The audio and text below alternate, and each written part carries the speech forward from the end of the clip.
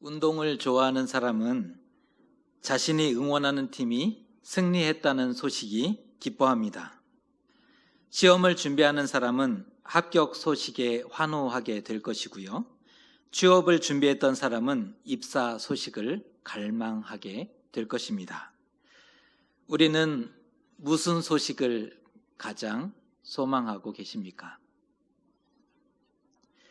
개인적으로 취업이, 승진이, 혹은 결혼 소식이, 합격에 대한 소식, 분양권이 될 수도 있을 것이고요. 사회적으로는 정의로운 세상이 이루어지는 것, 또 우리가 고생하고 있는데 코로나가 속히 종식되는 것, 이것을 기대하고 소망하기도 할 것입니다. 오늘은 기독교의 가장 특별한 소식이 전해지는 순간입니다. 부활의 아침이 밝았기 때문입니다. 부활을 위해 우리는 어디로 가야 하는가? 오늘 우리가 함께 말씀을 묵상하고자 하는 주제인데요. 부활을 위해 우리는 어디로 가야 하는가? 이 부분을 중심으로 함께 말씀을 묵상하고자 합니다. 안식 후 첫날 새벽에 막달라 마리아와 다른 마리아가 무덤을 찾아갔습니다. 예수님의 몸에 향품을 바르기 위해서인데요. 우리도 장례를 치른 후 3일 후에 무덤을 찾는 그런 풍습이 있지 않습니까? 유대인들의 풍습하고 유사한데요. 유대인들도 장례를 치른 3일 후에 다시 무덤을 찾는 풍습이 있었던 것입니다. 하지만 무덤에 도착하자마자 큰 지진과 함께 천사가 하늘로부터 내려오는 것을 보게 되었습니다. 오로지 무덤과 그 안에 놓여 있던 시신만을 생각했는데 여인들이 무엇을 생각했을까요? 무덤에 돌을 어떻게 굴릴 것인가? 그리고 그 안에 들어간다면 시신이 있겠지. 무덤과 그 안에 놓여 있던 시신만을 생각했는데 갑자기 천사를 만났으니 얼마나 놀랐겠습니까? 전통적으로 천사는 사람들에게 공포심을 불러일으키는 존재였습니다. 우리의 기대와는 사뭇 다르죠. 우리는 천사를 만났으니 얼마나 좋을까라는 마음이 있지만 전통적으로 천사는 사람들에게 공포심을 불러일으키는 존재로 여겨졌습니다. 왜냐하면 그가 정말 하나님일지도 모르기 때문입니다. 하나님을 만나면 죽는다. 죄 있는 사람이 하나님을 만나면 죽는다. 이게 그들 안에 있었던 믿음입니다. 그가 정말 하나님일지도 모르는 일이고 혹 자신의 죄가 드러나거나 믿음을 요구받을 때 제대로 순종하지 못한다면 단번에 죽을 수도 있었기 때문입니다. 천사는 두려운 존재이지요. 여인들이 무서워한 것은 조금도 이상한 일이 아니라는 것입니다. 뿐만 아니라 지키던 자들이 무서워하고 떨고 죽은 사람과 같이 되었다라는 것은 당연한 결과였습니다. 이때 천사가 전해준 소식이 무엇입니까? 그가 여기 계시지 않고 말씀하시던 대로 살아나셨느니라. 예수님이 부활하셨다는 소식을 전해 주었던 것입니다. 큰 슬픔에 사로잡혀 있던 이들에게 만일 예수님의 시체까지 사라졌다면 또 한 번 난리가 났을 것입니다. 예수님이 갑자기 돌아가신 것도 충격인데 예수님의 시신마저 사라졌다면 그땐 정말 절망했을 것입니다.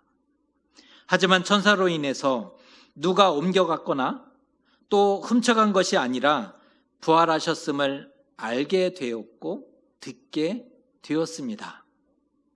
다행입니다. 오늘 여인들에게 부활을 알리기 위해서 천사가 준비해 놓은 것이 있었는데요. 먼저 큰 지진이 났습니다.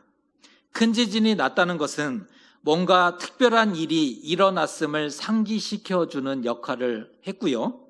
또 무덤의 돌을 굴려내 주었습니다. 예수님을 나오시게 하기 위한 것이 아니라 여인들이 무덤에 들어가도록 돕기 위해서였습니다. 그리고 예수께서 누우셨던 곳을 보이며 빈 무덤을 확인시켜 주었습니다. 이처럼 천사의 도움을 통해서 여인들은 무덤에 들어갔고 빈 무덤을 확인할 수 있었습니다. 이후 제자들에게 빨리 가서 소식을 전하라 라는 말을 듣게 되는데요. 그 말씀이 7절의 말씀입니다. 함께 읽습니다. 또 빨리 가서 그의 제자들에게 이르되 그가 죽은 자 가운데서 살아나셨고 너희보다 먼저 갈릴리로 가시나니 거기서 너희가 배우리라 하라. 보라, 내가 너희에게 일렀느니라 하거늘. 두 가지 소식에 대해서 천사가 전해주는데요. 하나는 예수께서 죽은 자 가운데서 살아나셨다라는 부활의 소식이고, 또 하나는 너희보다 먼저 갈릴리로 가셨으니 거기서 만나자는 약속에 대한 소식입니다. 두 가지 소식입니다. 부활하셨다는 부활의 소식과 갈릴리에서 만나자는 약속에 대해서 전해 주었습니다. 여러분은 이 소식을 알고 계셨습니까? 처음에 여인들은 무서워했지만 천사의 말을 듣고 큰 기쁨에 사로잡혔습니다. 그뿐 아니라 천사가 전해준 소식을 제자들에게 알리려고 달려가면서 부활하신 예수님을 만나게 되었다는 것입니다. 무서움에 걸음까지 빨라졌던 여인들에게 예수께서 친히 나타나서 만나 주셨던 것입니다. 예수께서 만나 주시면서 평안하냐라고 인사를 건네주셨는데, 여기서 평안하냐라고 말씀하셨던 예수님의 말을 직역하면 기뻐하라라는 뜻입니다. 여기서의 평안은 샬롬이 아니고 기뻐하라라는 말로 표현되어 있습니다. 큰 기쁨에 놓여 있는, 큰 슬픔에 쌓여 있는 이들에게 가장 필요한 인사가 무엇이었겠습니까? 지금 너무나 큰 슬픔에 사로잡혀 있습니다. 그들에게 가장 필요한 인사, 기뻐하라 이지 않습니까? 부활하신 예수님을 만났으니 그 기쁨은 말로 할 수 없었을 것입니다. 예수님이 계시면 평안이고 예수님이 계시면 그것이 바로 기쁨이지요. 그래서 예수께서 기뻐하라라는 말로 인사를 건넸던 것입니다. 이때 예수께서 여인들에게 한 가지를 부탁하시는데 그 말씀이 10절의 말씀입니다. 읽어드립니다. 무서워하지 말라. 가서 내 형제들에게 갈릴리로 가라 하라. 거기서 나를 보리라 하시니라. 예수님이 여인들에게 부탁하십니다. 내 형제들에게 갈릴리로 가라. 거기서 나를 만나리라. 이 말을 전해달라라는 것입니다. 왜 예수님은 제자들을 형제라 부르셨을까요? 예수께서 제자들을 부르실 때 형제라 표현한 본문은 오늘의 본문이 유일합니다. 성경에서 예수님은 제자들을 형제라 부르시지 않았습니다. 근데 오늘 여인들을 만나면서 내 형제들에게 갈릴리에서 만나자라는 약속을 전해달라라고 부탁하십니다. 스승을 버리고 도망했던 제자들, 그들은 실패자였습니다. 그들은 무너지고 찢겨지고 상처투성이가 된 자들입니다. 회복불능이고 구제불능이지요. 스승을 버렸습니다. 하나님의 이름으로 맹세했죠. 내가 그를 알지 못한다. 그런 제자들을 위해 예수님은 내 형제들이라고 부르시고 있습니다. 실패하고 넘어지고 죄를 지었다고 해서 버리거나 포기하지 않고 가슴으로 품어내고 있는 겁니다. 이 말씀은 용서를 의미하는 말씀입니다. 오늘 성경을 읽으면서 궁금한 점이 두 가지가 있습니다. 하나는 성경은 왜 여인들을 부활의 증인으로 삼았을까요? 하는 점입니다. 성경은 왜 여인들을 부활의 증인으로 삼았을까? 오늘의 시대와 좀 다른 시대였죠. 여성들의 말과 어린 아이들의 말을 신뢰하지 않던, 믿지 않았던 시대입니다. 법정에서 여인들과 아이들의 증언은 인정되지 않았습니다. 신뢰할 수 없다라는 그런 사회적인 분위기였죠. 가뜩이나 부활 자체, 죽은 자 가운데서 살아난다라는 이 부활 자체도 믿기가 어려운데 여성이 전하는 부활의 소식이라 안 좋습니다. 아무도 믿지 않을 겁니다. 부활이 조작이라면 사건의 진실과 말의 신빙성을 위해서 증인은 반드시 남성으로 하는 것이 맞았습니다. 만일 부활이 조작이라면, 가짜였다면 그 사건의 진실성과 또 그 말을 전하는 신빙성을 위해서 남성으로 했어야 옳다라는 것입니다. 하지만 오히려 여인들을 증인으로 한 것은 조작이 아니라 명백한 사실임을 반증하는 그러한 내용이라고 볼 수 있습니다. 실제로 남성들은 온데간데 없고 여성들이 부활의 첫 증인이 되었지 않습니까? 또 하나의 궁금한 점은 왜 갈릴리인가? 오늘 예수님이, 부활하신 예수님이 무덤 가까이에서 여인들을 만나 주셨던 것처럼 제자들에게 나타나서 말씀하셔도 되었습니다.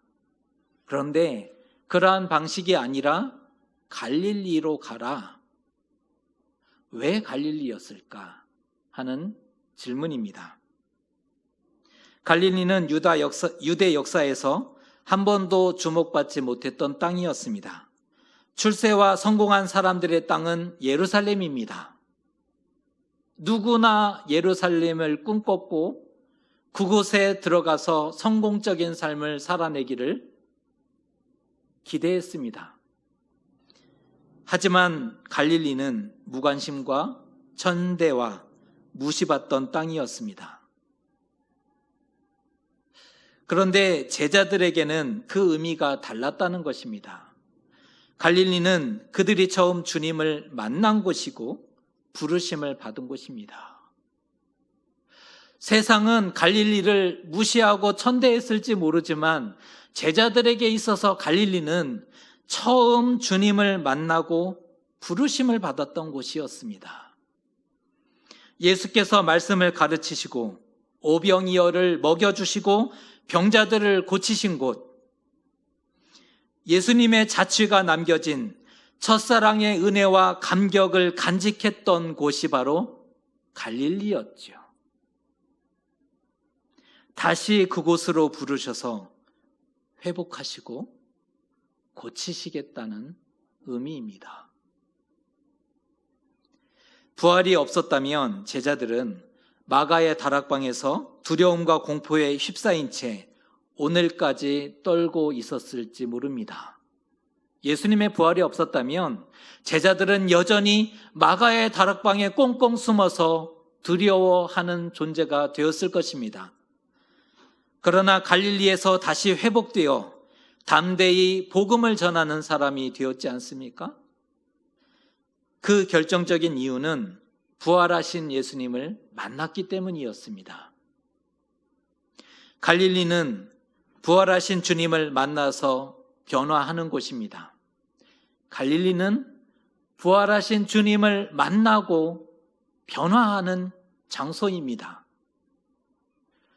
우리의 갈릴리는 어디입니까?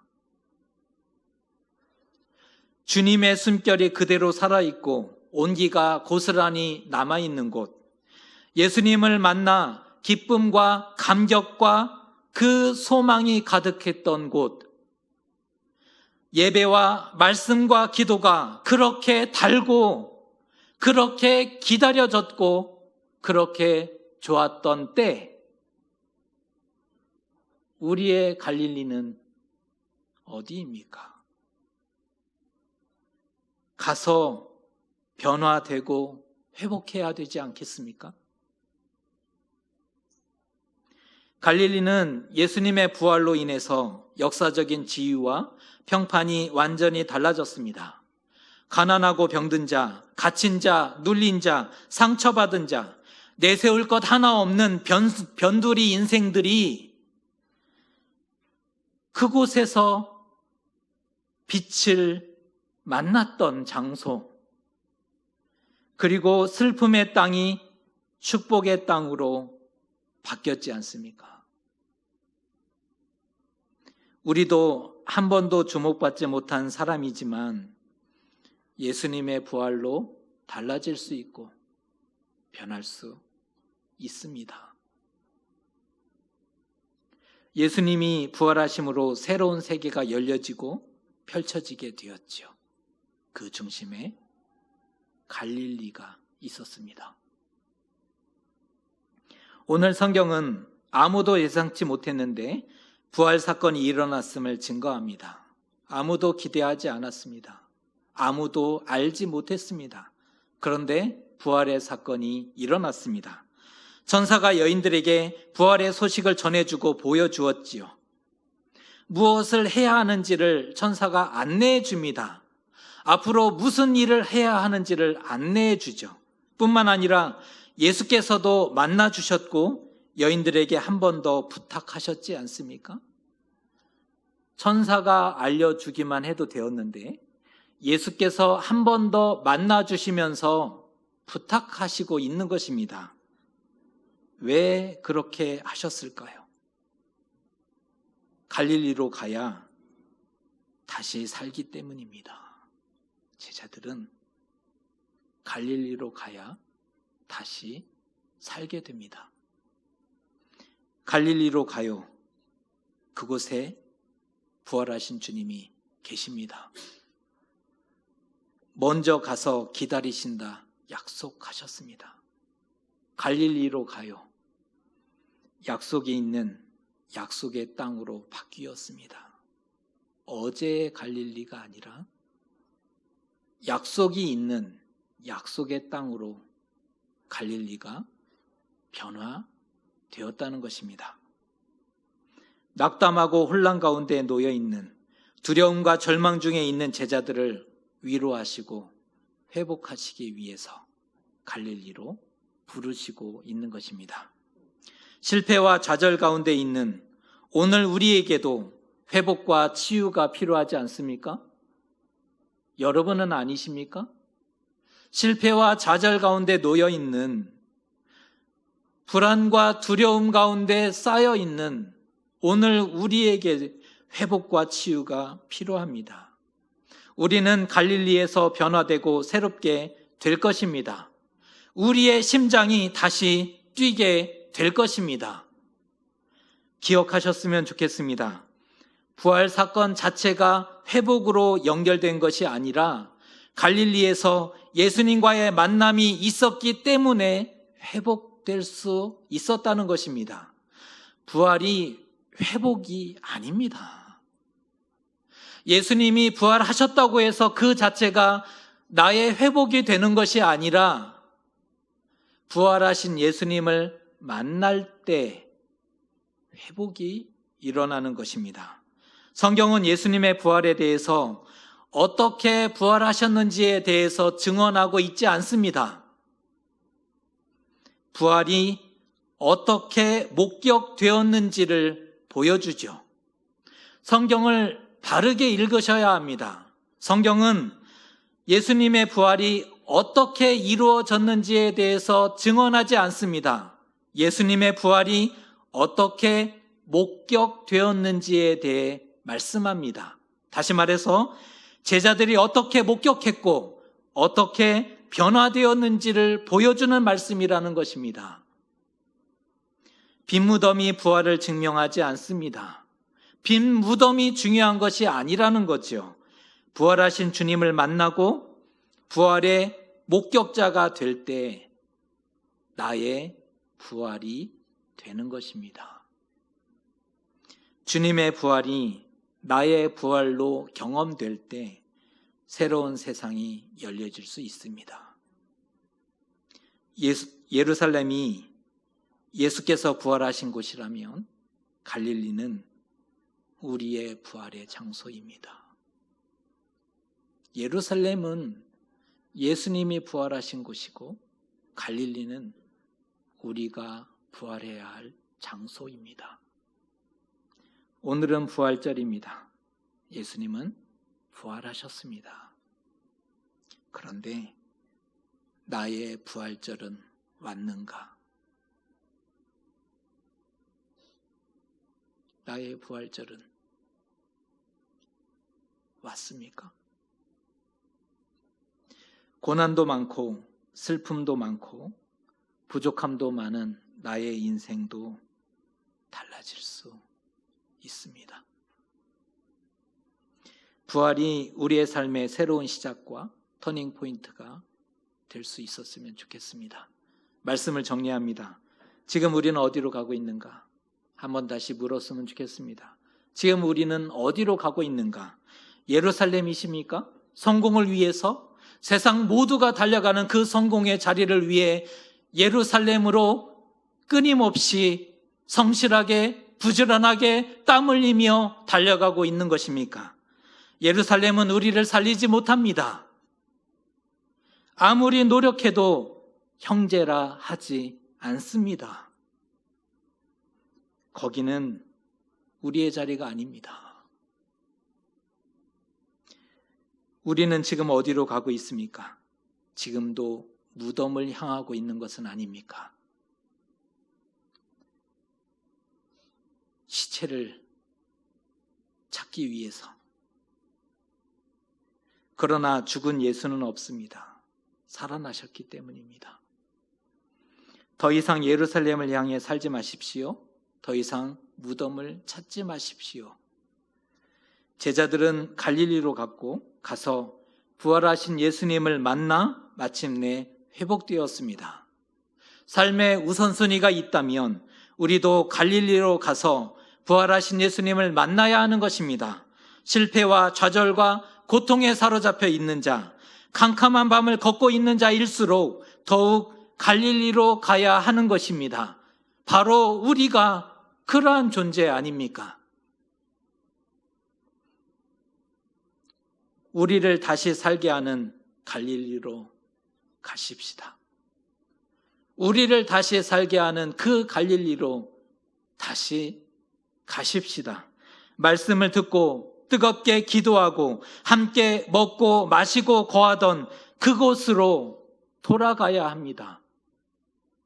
십자가에 못 박히신 주님을 믿으셨습니까? 이제는 부활하신 주님을 만나셔야 합니다.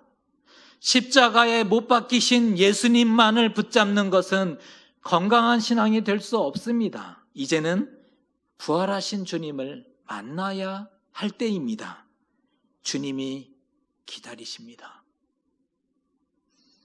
내 형제라 부르시는 나의 주 나의 하나님을 만나서 세상에 줄 수 없는 평안과 기쁨을 소유하게 되시는 저와 여러분 되시기를 주님의 이름으로 축복합니다. 기도하겠습니다.